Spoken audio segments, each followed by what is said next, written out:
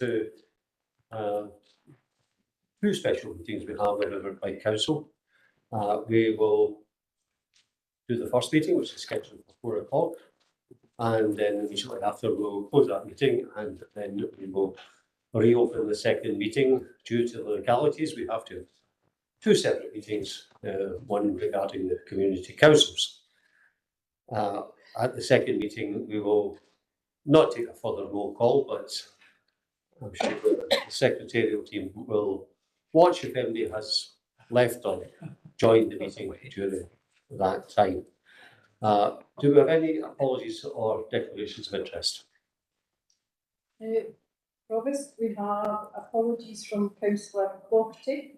We'll now move to a roll call before proceeding to the declaration of interest. The following members please indicate if they're present in the meeting, either in person or remotely. Councillor Armstrong. Present in the chamber. Councillor Brennan. Present in the chamber. Councillor Brooks. Present in the chamber. Councillor Cassidy. Present in the chamber. Councillor Crowder. Present remotely. Councillor Curley. Present remotely. Councillor Daisley. Present remotely. Councillor Jackson. In the chamber. Councillor Law. Present remotely. Councillor McCabe. Present in the chamber. Councillor McCluskey. Present in the chamber. Councillor McCormick. Present remotely. Councillor McGuire. Present remotely. Provost Mackenzie. In the chamber. Councillor McVeigh. In the chamber. Councillor Moran. In the chamber. Councillor Nelson. In the chamber. Councillor Quinn. Present in the chamber.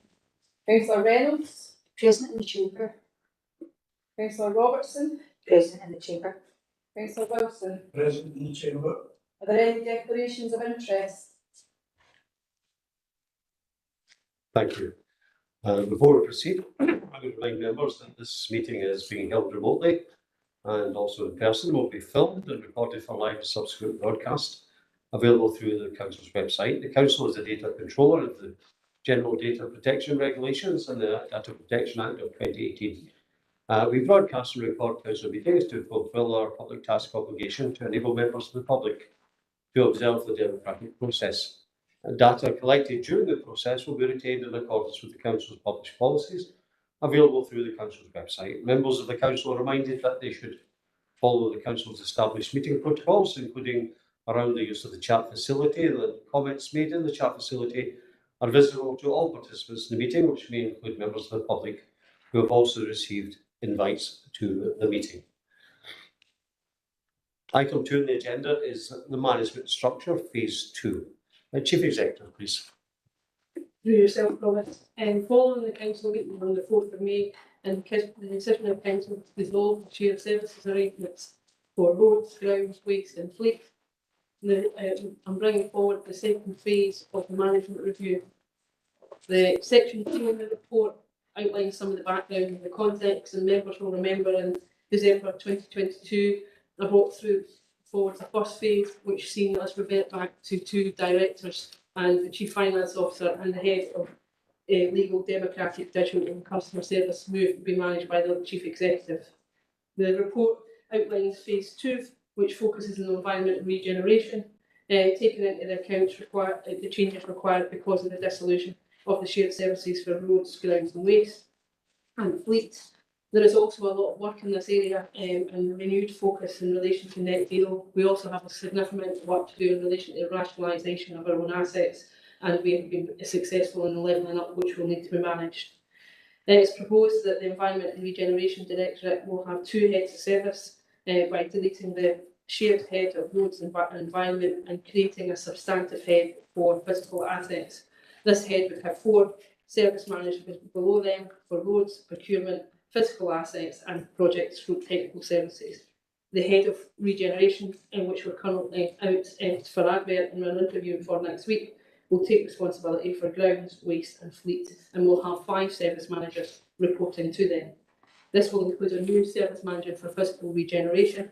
This post will also be able to support the levelling up, and it will support applications for new funding for external, particularly in relation to fiscal regeneration. In section 5.2 of the report, it outlines the finances. In particular, members will note we're looking to increase staff turnover by 36,000 and also delete a team leader post for policy planning and planning. It's felt due to the cyclical nature of this post, like other local authorities, we can use consultants and this will be contained within the current budget.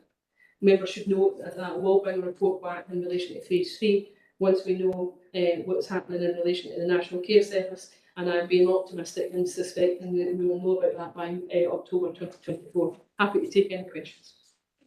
Thank you, Sloan. Is there any questions for the Chief Executive? Councillor Robertson?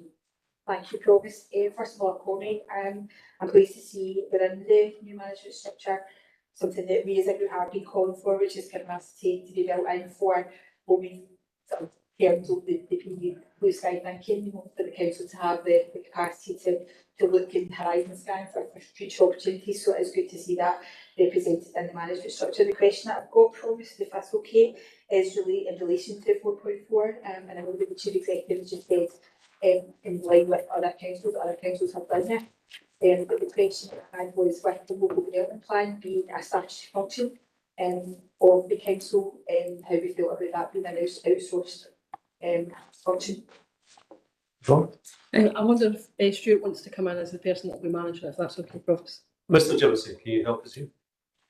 Through you, Provost. Members will note that it's the deletion of the team leader post. However, there will still be a senior planner and planner below that, and they will be doing the normal functions that they would as part of the preparation of the local development plan. The statutory function is for the council to produce the local development plan. So in terms of hierarchy, there will still be a service manager, the planning and building standards service manager, the head of service, and myself having oversight to it, and ultimately, Provost, it will be the members of the council who will approve the local development plan. So I'm satisfied that we will still be able to provide our statutory function without any detriment by using consultants to do some of the legwork for us. Thanks, Mr. Johnson. Councillor Robertson? Thank you. Is there any other questions? Councillor Curley, please. Thank you, Provost. It's just a question with respect to the waste and grounds being within regeneration planning. I wonder if officers could provide comment about why that's not within the other stream with the asset aspects of that. I think that'll be Mr. Jemison again. Through you, Provost, simply distribution of load, Councillor Curley. We're looking at the asset functions with roads and property are very, very clear. Grounds and waste could sit on either side, but looking at the distribution of service managers that we have, we felt in terms of workload it was appropriate to split the shared head of shared service position and divide it in between two heads of service. Thank you, Mr. Johnson. Councillor Curley? Thank you. That's great. Thank you for explaining that. I thought that might have been the case. Just with respect to the regeneration, the physical regeneration service manager, and we've also got the regeneration manager as well. I'm just wondering if there's an opportunity to maybe further describe the regeneration manager position within the hierarchy, because we've got one that says physical regeneration and one that just says regeneration. Mr. Johnson. Through you, Provost, the regeneration manager is an existing post, Councillor Curley, which predominantly looks at economic development functions, namely business development, property development, physical development, and workforce development, whereas the service manager for physical regeneration will very much be looking at major projects. It will include the Levelling Up Fund, as the Chief Executive has alluded to, as well as city deal projects, as well as looking at the opportunities for further funding in order that we can carry out major projects within Inverclyde. Thank you, Mr. Jemison. Okay with that, Councillor Curley? Maybe an opportunity to further define the regeneration manager, i.e. economic regeneration, but if officers are content, that's fine. Thank you. Are there any other questions for the Chief Executive? Then can we agree the recommendations, the 6 recommendations on page 2? Agreed. Thank you. I will therefore close this meeting and Councillor Wilson, you're going to reply. Yes, but I'm just about to open the second one. Oh, are you? Yeah, well, Not we're waiting. no, Okay. no need to wait. It's announced that it will be at 4:30 or following the conclusion, and we have concluded. So I will now open this special meeting of Inverclyde Council regarding the community councils. Are there any declarations of interest? No, thank you. The purpose of this meeting is to review the scheme for the establishment of community councils in Inverclyde. Can we go to Mr. MacDonald, please? Through you, Provost. So the Council approved the current review on the 1st of December, following which officers have conducted a formal public consultation process, which sought comment on the current composition and areas of the community councils, together with additional engagement with both community councils, other community groups and elected members. From this, officers have pulled together a draft of an amended scheme with a plan of community council areas, and this report seeks council approval of a further public consultation on that draft scheme and plan. The draft of the scheme, including that plan, is Appendix 5 of the report in front of you, but members' attention is also drawn to Appendix 1, which details engagement and feedback, Appendix 2, detailing material changes to the text of the scheme itself, Appendix 3, showing a comparison of the proposed community council areas with both existing areas and current council wards, and Appendix 4, showing individual plans of each proposed area. If the recommendations in this report are approved, a further consultation with further engagement will be undertaken and a report brought to a future meeting of the Council on the outcome of same with further officer recommendations. And this process has involved both Hugh's team from CLD and myself from Legal, and Hugh and I are happy to take any questions. Thank you, Mr. MacDonald. Are there any questions for Mr. MacDonald? Anything online? No. Councillor McVeigh, please. Thank you, Provost. Look, some comments, Provost, some brief comments, if you don't mind. First of all, I'd like to thank listeners for bringing this report to the Council. I know a lot of work has gone into it, and I'm pleased to see the work the listeners are doing. It's going to promote and develop community council, because I think it is overdue, and I wish all the best with that.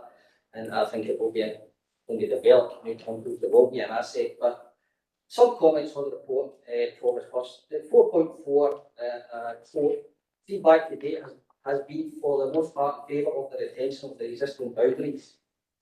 Now that has also been reflected in the area from the Greater South West Community Council, which Mr. MacDonald has distributed, and they've also suggested that we maybe have smaller community councils. And I do know from the report that the West End will be smaller now if the proposal go ahead and Cardiff Bay is removed. So maybe there's some merit in that suggestion for a smaller community council process. But I do recognise some of the South West concerns, and for me, the clues in the name, community councils, community where the kids will walk to school, where people will walk to the local churches, people walk to the local shops, they'll get the same bus in the town. That's a community progress, and I think merging the Blackfield, Bayside and Branston and also the Greater South West, we will lose that sense of community in the area. I really do. And that, in my eyes, would be an area council and not a community council, and I think that's something we should consider very carefully. In addition, Provost, we're going to have £14,000, it's 14,000 residents in one community council, and in the other community council we'll get less than 6,500. So is that a balanced representation for community councils? I think we should consider that as well. And another point, Provost, is where will this super community council meet? These are the fine details. If it meets Inverclyde Academy and somebody wants to go from Mara Crescent, that's 2 buses. Similarly, if it's in the Greenville Community Centre and somebody wants to go to Bump Road, that's 2 buses, Provost. And if the community council finishes late, is there a bus still, scheduled bus still on there for these people to get back home? Again, we should consider this as part of the consultation process. But with one final point, and it's probably the most important point, and I'll be interested to hear the views of the Ward 6 councillors. Blackfield has its own particular challenges. These are important challenges and ongoing challenges, probably. And is this the right time to lump them in with a bigger community council? Should the focus not be on getting the Latfield Bayside Branch Community Council back up, where the people who live there can campaign on the local issues and things that are important to them, rather than put them into a bigger community council? I think again we should consider that progress. But my fear is by trying to merge two community councils into one community council, we may end up with no community council in that area, and that again is reflected in the email from the Greenock South West Community Council progress. But I know we're not going to get a final decision today and accept that, and we move on to the next stage of the process. But I remain to be convinced that this is the best way forward, and I hope that when the proposals come back, they will look significantly, or when the proposals come back and they're developed, they will look significantly different from what they are today as far as Latfield Bayside Branching and the Greenock South West community are concerned. Thank you, Provost. Thank you, Councillor McVeigh. Councillor Maguire, please, and then Councillor Crowther. Yeah, thank you. I think Tommy said largely what I was going to say, so I won't rehash, but there are quite significant concerns within the ward area that I'm within. I'm understanding that this is a consultation, so ultimately the outcome of it could be that things stay the same, but I'm also very mindful that things may change, and that for some people that doesn't seem to be an option based on the correspondence that we've received, and I'm concerned that we could end up with an area without representation purely because they feel it's something's been done to them rather than with them. Saying that, I can see that there's been several meetings. I can see through the appendices things that have been done, and I think it's great that there's things like training for new community councillors, for existing councillors, and trying to create a network for them. I think those are things that are really tangible and will really help build community councils. But I'm really concerned that based on what I've heard from the representation received so far, I'm quite concerned that it may lead to a community council or an area falling purely because they no longer feel like it's their community area, that it's too big. And we need to be mindful when we're doing these changes of the individual community areas that make up the community councils, because within Ward 7 itself currently, the community council area, we already have a multitude of communities within that, and to make that even bigger will exacerbate that, and we need to be mindful of partnership working between different areas, and that if the consultation does get approved and does go ahead and gets implemented, if it comes back as being favourable to the community, we need to be mindful of how are we going to help each transition, how are we going to help build relationships. So I think the main point for me is kind of what Tommy said. We need to make sure that everybody's been heard through this, and we need to make sure that this consultation process is robust, because there are people that have already said that they wouldn't be continuing as is if there's a significant change like has been proposed within this document. If anybody wants to talk to me offline about this, feel free, but I think we've all seen the correspondence that's been received. Thanks, Provost. Thank you, Councillor Maguire. Councillor Crowther, please. Thank you, Convener. I'd really just like to echo the contents that, or contributions rather, by Councillors McVeigh and Maguire. However, rather than covering the same ground, I'm going to shift this slightly towards the Cowdenhouse area.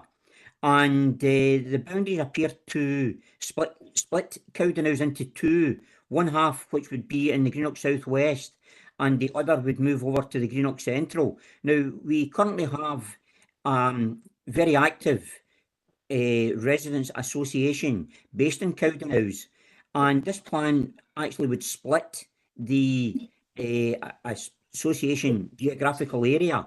And again, that is another concern that I have, because the Cowdenhouse Residents Association have made it clear at their last meeting there that they would rather remain as a complete entity. But in saying that, they would be happy to move into the Greenock South West rather than the current Whole Farm and Cowdenhouse, which basically is non-existent just now. So again, I can see issues in that area. Thank you. Thank you, Councillor Crowther. Councillor McCabe, please. Yeah, I thought I'd comment as another councillor from another ward rather than just leave all the comments to the councillor from Ward 6. I've been through, I think, a few reviews of community councils. It's been established since my long number of years as a councillor, and they're always challenging, to say the least, and I don't doubt this one will be equally challenging.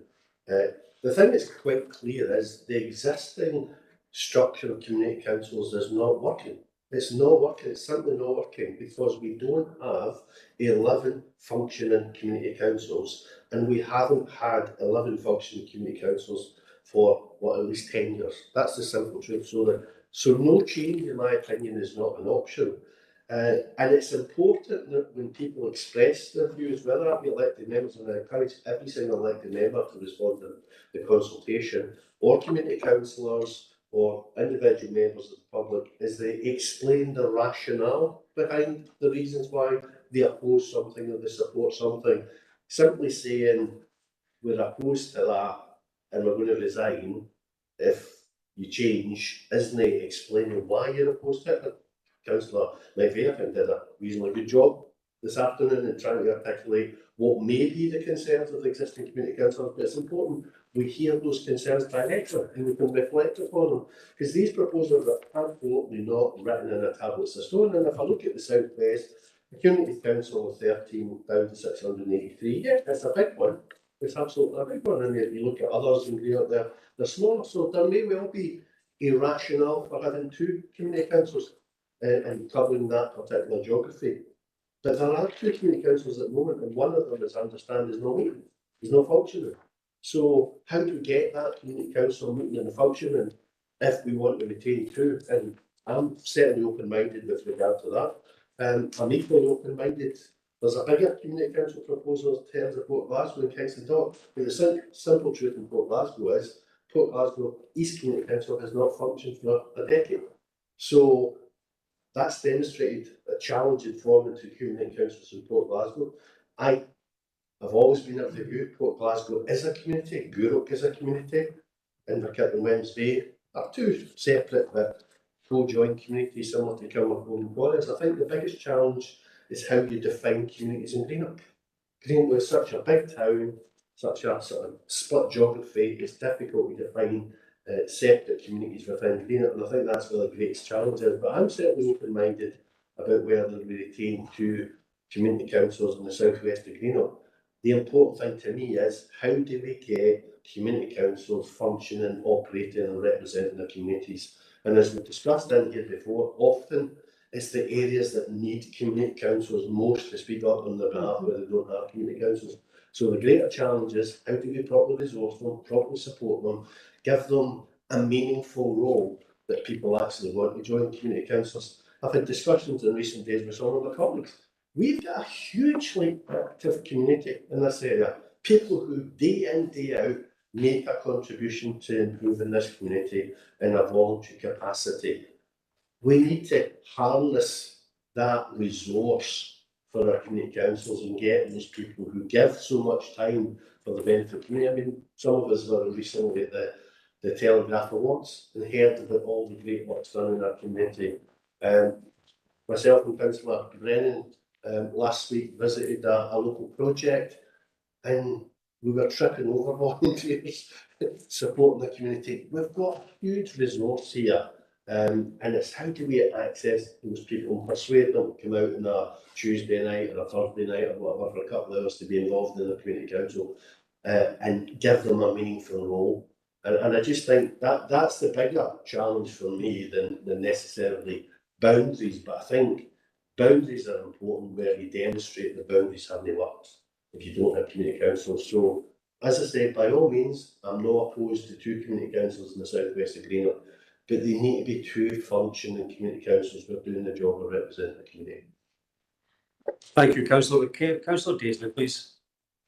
Thanks, Provost. Just a very quick one from me. I think, having listened to everybody's opinions, I think it would be very easy for us as elected members to stand up here today before any public consultation has been sent out and received back to put our own subjective views on it, especially since we've had communication from a very specific group around opinions about both those community councils merging together. But I think I just want to say that I really welcome the public consultation, and I think I will hold back any opinions on how the setup should be changed or not so until that happens. Thank you, Councillor Daisley. Is there any other member wishing to make a contribution? Councillor Cassidy. Thank you, Provost. Just before I start, I want to put my thanks as the Community Council campaign to Hugh Scott and the senior communities, in particular Louise McVeigh, Callum McClelland, for their work in this review, and of course Peter McDonald, our Community Council liaison officer. I also want to put my thanks. I'm sure all of us around this chamber would want to thank all of our existing community councils and all the community councils for the work that they do all year representing their communities. I'm mindful of everybody, the contributions from colleagues across the chamber today, and also want to be clear, what's before is a consultation. We want to hear the views of the public and community councils on this, and I'm not going to prejudge what the views of the public and the rest of the community councils are. So I just want to use this opportunity to encourage all of our community councils, in particular members of the public, once this consultation goes live, to engage in it. We want to hear your views, we want to reflect on them, and we genuinely want to look at ways to empower and strengthen our existing community councils for the future. Thanks. Thank you, Councillor Cassidy. Councillor Maguire, do you want to come back in? Yes, please, Provost. Just to come back in on a few points, I completely agree that we need to be more mindful and have better representation across the area. We need better accessibility of community councils as well. We saw some community councils do extremely well throughout COVID when they went online, and that increased participation within the community. So it's not just about boundaries, as one of my colleagues said earlier. I think some of what's been suggested of maybe people within my ward saying that we're giving our opinions, I'd like to point out that I'm not giving my opinion today. What I was saying was that we need to make sure we are listening to everybody that is making representations, and the representations that me and my ward colleagues received, along with every other councillor here, was in response to today's paper. So it would be remiss of us not to bring it to this forum.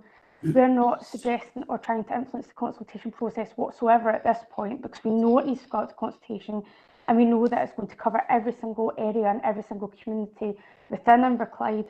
I just wanted to make it blatantly clear that we're not trying to push one way or another, but it is our duty to make sure the concerns that have already been raised is being brought here, because it was directly in response to the papers that were sent out as part of the statutory function for the community councils.